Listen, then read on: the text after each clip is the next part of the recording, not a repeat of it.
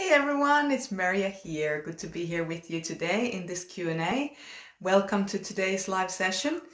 And yeah, let's get straight into it. I have a couple of questions for us today to go through, and two of them are anonymous, and I might just work on another topic as well. We'll see how we go with time. So, first question. As an intuitive type, I feel I have trouble making myself understood in the outside world. I take in a lot of information, synthesize it, and make my decision, but explaining my process later is difficult. How can I better express my process so that my decision making appears to be more rational? Okay, so you're an intuitive type, so your decision making might seem, you might get your decision making to seem rational, but your information collecting to people who are sensors won't ever be rational. So don't try to, don't expect them to get it. What you can do though is you can explain the differences between the intuitive information collecting part and the sensory information collecting part. So for example, if I have a sensory friend and I actually have a sensory friend. No, I have several sensory friends, but this is something I hear a lot. So I'm just going to use this one particular conversation I had with a friend of mine. She's from Sweden. She's an ISFJ, so very similar to myself, but we have the sensory intuition as a different kind of part of us. And I was explaining some piece of information that I was, that she had asked me. So she'd asked me a question and I started answering her question. And because it was a real time question for her, I started processing. So I started intuiting the information that I needed to access to, in fact, give her an answer. And I'm just standing there. So we're standing in the paddock with the horses, and she's asked me, how did you come up with the 4 people within work? Because she'd only just heard about it. And I just said, and then I told her my story, but I was intuiting the information. I was going into my internal intuition data bank to kind of tell her how I came about it. Whereas as a sensory, she would have been like, so first I studied this, then I learned this, then I wrote it in this way, then I took certain amount of time and I wrote it in that way, then I went through it again, then I got somebody else to edit it to make sure that it makes sense, then I recorded it, then I used this mic when I was recording. So it's all like factual, and I'm going like, so I actually, how I came up with it was I actually created a course that I wish that my parents would have taken. And she's listening to my explanation of how I came up with and made the 4 people within course. She's listening to this. And she's just looking at me, and I'm looking up there because I'm accessing my brain, the data bank. And she's looking at me going like, your brain is fascinating, she says to me. And I just said to her, thank you. And this is the difference between you and I, it's like, I'm going to give you some etheric answer from, pulling something from the ether. That's how it looks, pulling something from the ether and then translating it and then trying to make sense with it, but being like really waffly with it, as I'm saying. So whereas she'd be like, here's a list of things that, I'm doing. And so, here's how you actually do it. And you might even just say, well, the world needs this, my observation from how people are, is in the world is gave me this idea. It was this whole story about how it came about. And she's just looking at me, your brain is fascinating. And I just thought, you know what? You might find it fascinating right now, but if we were, because we were talking about something we're both interested, but let's just say that we're at opposing sides of an argument. You're not going to find my brain fascinating. You're going to find it infuriating. And so I'm kind of feeling like we're coming to the space where the question actually was, how can I better express myself, my process, so that my decision making appears to be more rational. What I would say is, don't try to just explain your decision making and how it's rational. I would say, the conclusion that I came to was because of these pieces of information that I've observed, that I've collected. Because remember, intuition is just a really, if you have really high level of intuition, like a lot of people with intuition, introverted or extroverted, in the front seats of your car model has, then you're going to be feeling very, your process is going to look very different. So you're going to be really good at pattern recognition. So you're recognizing patterns, everywhere, without seeing any concrete evidence of anything. So you can actually start to explain, especially to a sensory type, I have observed patterns, and that makes sense to them generally, because they can see things. So I've seen this happen, then I've seen this happen, then I've seen this happen, and now I can, so this is the conclusion that I came to because of those things. And when you say it like that, the sensory person will have a lot more, a possibility, a better possibility, or even probability to understand what you're saying. So don't just talk about the decision making. Also talk about the how you came to the conclusion, because that often is very important for people who are not intuitive, who are sensory types. So it's, as an intuitive, your question was, as an intuitive type, I feel I have trouble making myself understood in the outside world. It's generally because of your information collecting, not because of your decision-making process. All right, so just say, here's why I think this is how it is, instead of just turning up and saying, this is how it is, and then everybody thinks you're insane. Because imagine my friend asking me, how did you come up with the 4 People Within course? And and she's asking me how I came up with it and how I actually made the course, because she's sensory, so she's all about the doing. And I go like, well, this is a program. I wrote it so that, if only my parents would have taken it before they had me, kind of thing. So it doesn't actually answer your question. So I sound airy-fairy. So I need to back it up with, this is actually how I came about the idea, and this is how I made it, so that there's points of contact for the sensory person as well. So I hope that answers that question for you. If it doesn't, pop some follow-on questions into the comment section, and we'll get to it. Second question from an anonymous person. Anonymous. I heard it in the show once, and then I was like, I find such a hard time saying anonymous, and I was trying to say it, and now I can say it. So now I'm saying anonymous. Can someone develop more emotional depth? Okay, great question. My husband is a feeling type, ISFJ, but denies his emotions. Okay. How can I encourage him to be more open and expressive? Fantastic question. I can't wait to sink my teeth into this one. I love it. It's actually quite a general question, but I think it actually, I don't know if these questions came from the same person, but they're very similar in flavor. I don't know if anybody else recognized that pattern. So how can someone develop more emotional depth? And you're talking about your husband who's an ISFJ, so they're a sensor. Yes, they're a feeler, but they are predominantly a sensor. Okay?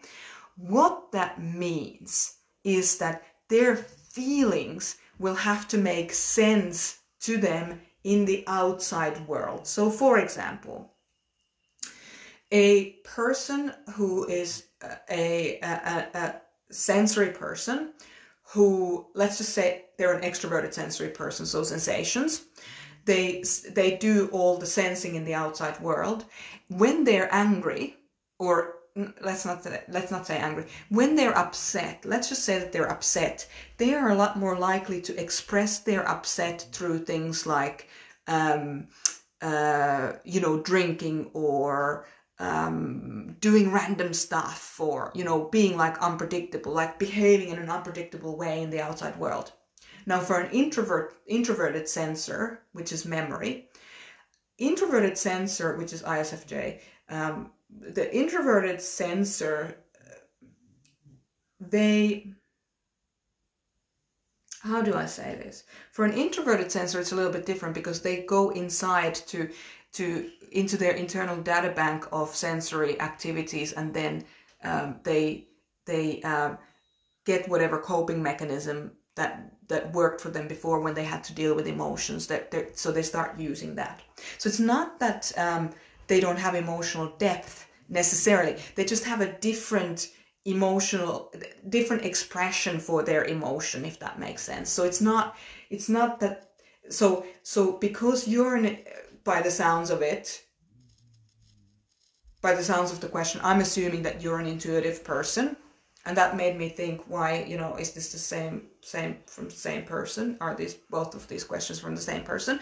If you're an intuitive person, you have ability to imagine yourself being upset, and understanding that you can imagine yourself being upset, but you can also imagine yourself being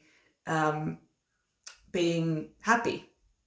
So intuitive types tend to be able to imagine things happening, as opposed to the sensory types, who actually have to go and do the thing, experience the thing the emotion that they are feeling.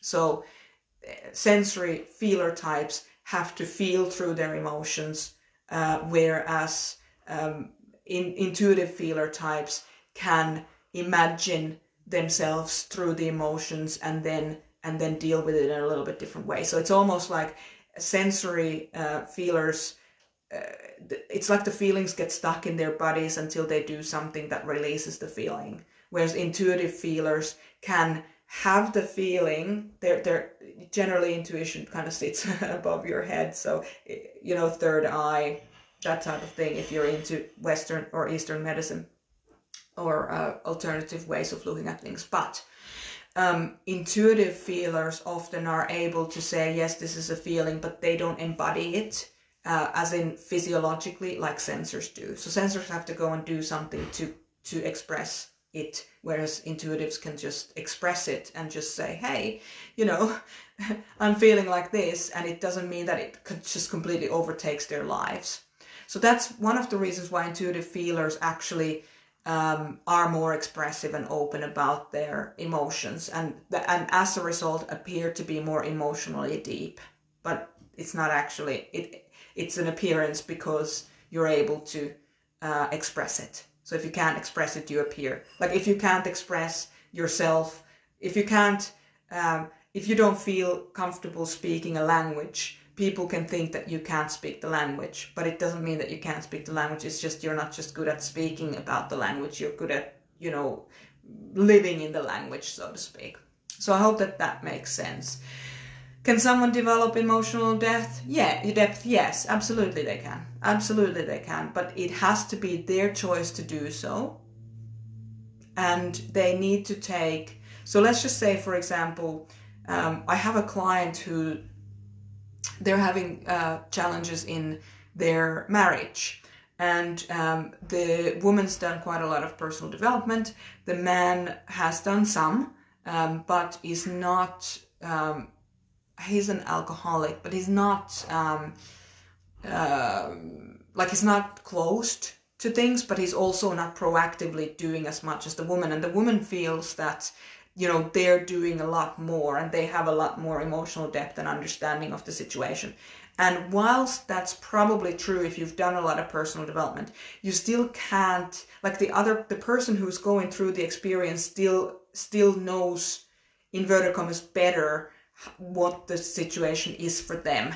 So we often think, and I've certainly fallen into this ditch several times when I think I know better what's going on in the other person's life, whereas I actually don't know and I'm not asking questions. So it's possible in that situation that that they have, like, that he is actually going through what he has to go through in order to move through the emotional situation that he's in.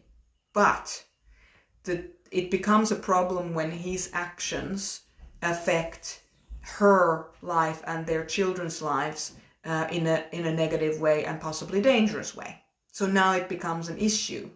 So we need to separate thinking that we know better than our partner with what am I actually willing to co-create with, what kind of behavior am I willing to co-create with.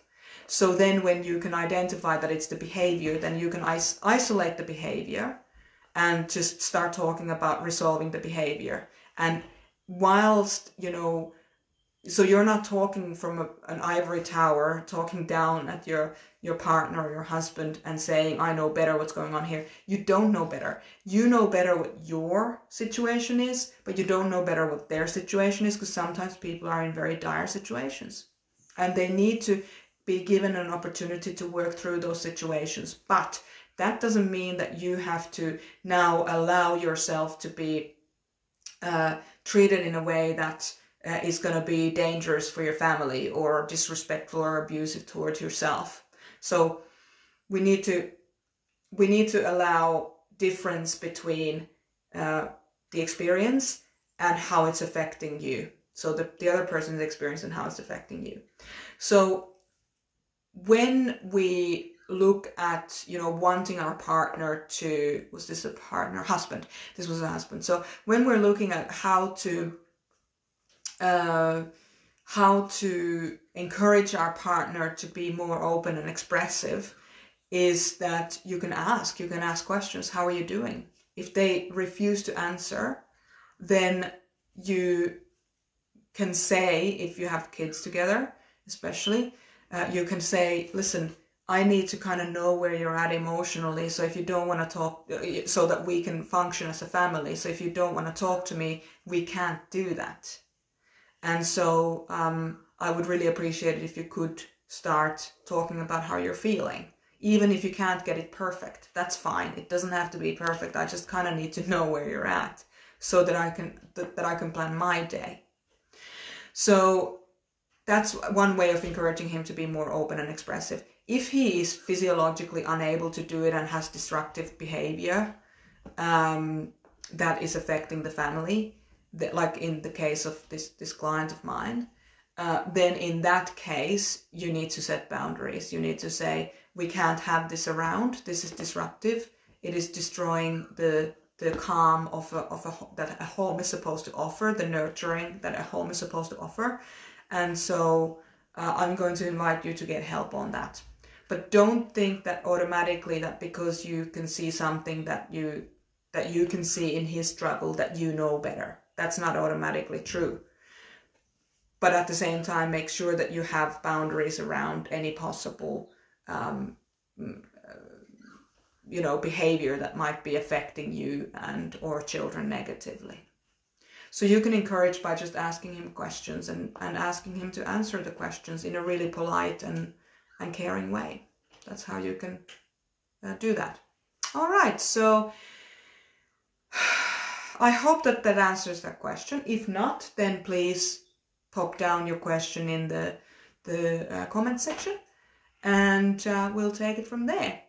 And if you're tuning into this video on YouTube or any of our other channels, social media channels, make sure to like our page, make sure to comment, make sure to share. If you found this helpful, share this with a person who you think it might be helpful for, or even just by sharing it in the ether, just putting it into the social media ether. If you can just share things, because it might reach a person who really, really needs to hear it. So subscribe to our channels if you're listening to us on YouTube.